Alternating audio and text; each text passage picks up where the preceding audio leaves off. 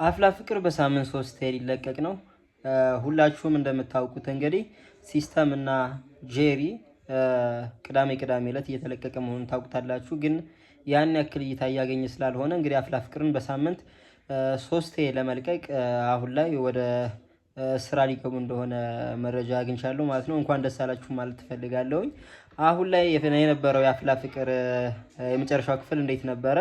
የትኛው ፓርት ተመቻችሁ? የነ ሰብሊ የነ ኤላ የትኛው ተመቻችሁ? ማለት ያው የሰብሊና የኤላ ነገር ነው በጣም ብዙዎችን አሁን ላይ እየሳበው ያለው ነገር ብቻ ብዙ አለ። እስኪ የተመቻችሁ እናንተ የትኛው ነው የሚለውን አስቀምጡልኝ። ነገ በአዲስ ቪዲዮ በገራሚ ቪዲዮ ስለምመጣ ሁላችሁም ላይክ አድርጉ። ውድ ቤተሰቦቼ እወዳችኋለሁ በጣም ታውቃላችሁ። እና እስኪ ላይክ እያደረጋችሁ አበረታቱኝ። ቤተሰብ ያልሆናችሁ ደግሞ ቤተሰብ ሁኑ።